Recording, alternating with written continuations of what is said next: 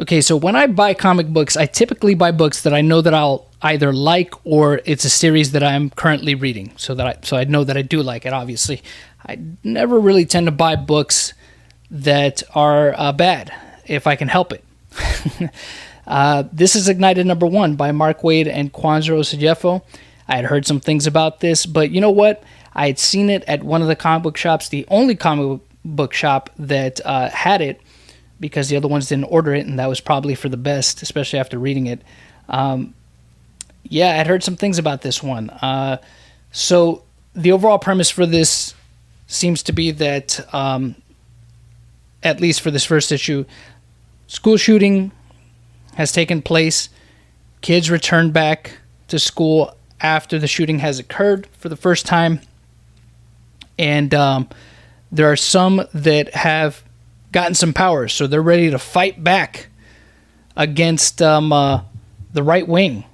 Yeah, that seems to be the premise of the book here, and I'll explain that right now. So we start off, we have this guy who is kind of like an Alex Jones / Rush Limbaugh type of character, conspiracy theorist, thinks that mass shootings are a hoax, crisis actors, all that stuff. Takes a call from the for his radio station here, or takes a call for his show, and asks where the call is calling from. They tell him, hey, from your house, mother effer, which they've just destroyed. So already right off the bat, we see that it's pretty transparent right from the jump what message this book, at least to me, is trying to convey.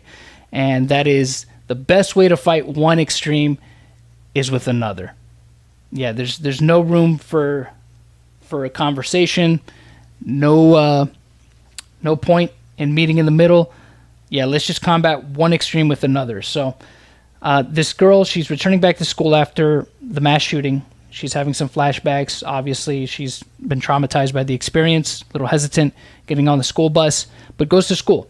News is there. They're covering the fact that these kids are coming back to school after the shooting has occurred. They have some reservations, they have some concerns, but they're there.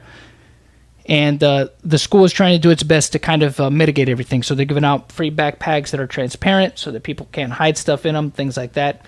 Of course, we got to see that the Hispanic girl's got to get messed with the white guys, because she decides she doesn't want a transparent bag. So, yeah, because that happens. Then we see this call to action by what is really what I can only really call as terrorists. This rise to action by these terrorists that they want things to change. We see this situation here where they're talking about things that are out in the public sphere.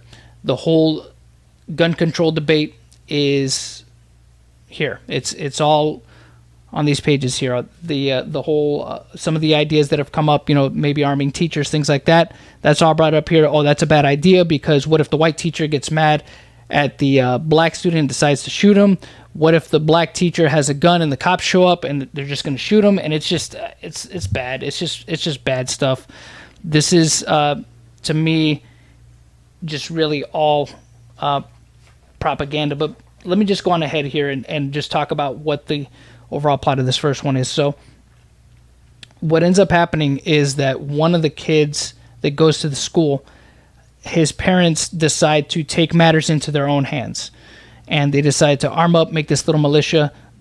This kid's mom apparently is the sheriff or the captain of the police force or something like that, decides to take this little militia to school to protect the school, to make sure that something like this can never happen again. And this is all, to me, just very it's stupid. It's just stupid.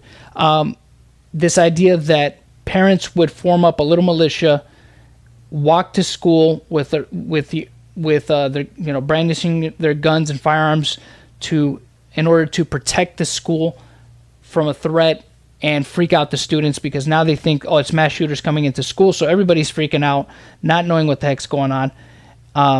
This is dumb, and that the fact that a law enforcement official would kind of go rogue like this and do something like this, it's dumb. It's really dumb. And even if it wouldn't go down like this, like, what would be the point of showing up in front of a school in order to protect it, just walking on without telling anybody, like this, just strolling up with the gun showing and everything. It's very stupid. Doesn't seem very well thought out. Of course, the girl's having more flashbacks of the whole situation, but towards the end, she figures out that one of the terrorists is one of her classmates that has powers.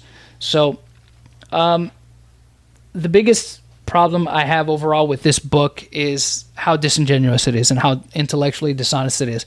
And the thing about it is that this could have been used as a means maybe to start a conversation for people that might not align with the author's very clear political and ideological bias.